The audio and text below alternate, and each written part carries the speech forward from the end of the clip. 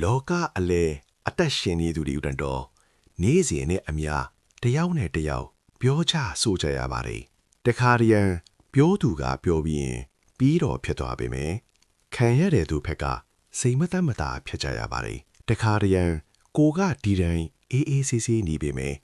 မျက်စိစုံမိတ်အထင်လွဲပြီးတုံးပြန်ဖို့မျိုးစုံကိုပေးထပ်ပြန်ပါတယ်ကာခစုပမတုံမ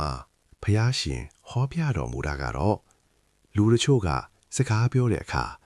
ပြောတင်တဲ့အချိန်မှမသိမပြောတင်တဲ့အချိန်မှမသိပြောကြလိမ့်မယ်လူတချို့က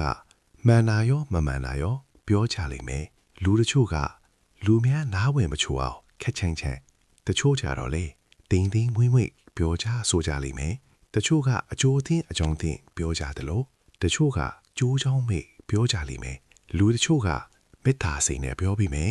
တချို့ကတော့မလိုမုန်းထီးတဲ့စိတ်တွေအောင်မြင်နေတာကိုမူထီတာမပွားနိုင်တဲ့စိတ်တွေနဲ့ပြောကြလိမ့်မယ်လေပဝင်းကျင်မိဆွေအပေါင်းအသင်းတွေဟာ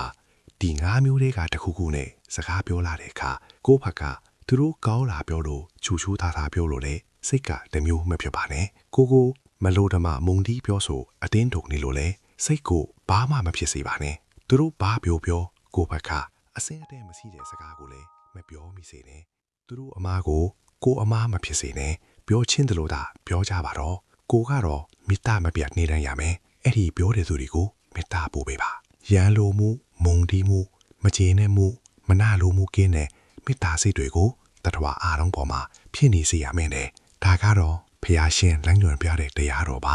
လူဆိုတာခံစားချက်ရဲ့တကူတော်အတွေ့ရဲ့ပေါ်မှာမူတည်ပြီးမားတာမှန်တာမခွဲခြားနိုင်ပဲလိုရင်လိုသလိုမလိုရင်မလိုသလိုပြောတတ်ဆိုတတ်ကြပါတယ်ဒါကိုသိတော်မူတဲ့ဖျားရှင်က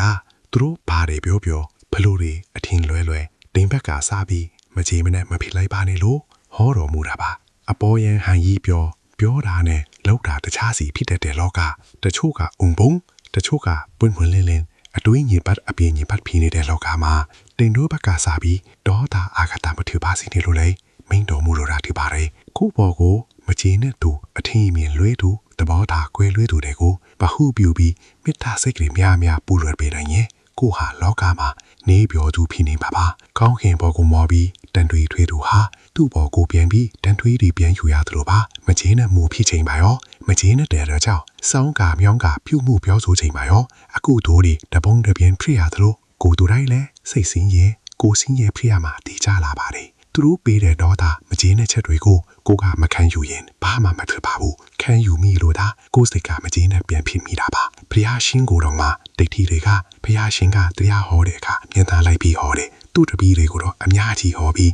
သူတို့ကိုတော့နည်းနည်းပဲဟောတယ်လို့ပြောဆိုဆွတ်ဆဲခံရပူပါတယ်အလားအမရနေတဲ့မာကန်ဒီဆိုတဲ့အမျိုးသမီးကိုနဲလို့မစင်းတွေနဲ့ပြည်နေတဲ့အဘိုးကောင်းကိုခြေပြားနဲ့တော့မထီချင်ဘူးလို့ပြောခဏရတော့ဘုရားရှင်ပေါ်မှာညိုးမှန်ဖွယ်ရက်ဆက်တုံ့ပြန်နေဘူးတဲ့တကယ်တော့စိတ်အရည်တွေပြေဝသူစိတ်တဘောထားကြီးမဲ့သူဆိုတာကောင်းတာဖြစ်စေဆိုတာဖြစ်စေမတုံရှိနိုင်မှာပါဘလို့ပဲဂျုံဘာတွေပဲပြောသူအပေါ်မှာမေတ္တာမပြတ်အောင်နေတိုင်းပြီဆိုရင်ဘဝဟာနေပြောစရာဂျင်းနဲ့စရာတွေဖြစ်နေပါလိမ့်မယ်တစင်းတပီးတာသနာနဲ့ဂျုံတော့အကောင်းဆုံးတွေများယူပြီးလက်ရှိအချိန်တွေမှာတမိုင်းကောင်းလေးတွေခြံထားရင်းနေတော့စူးစမ်းနေရအောင်ပါ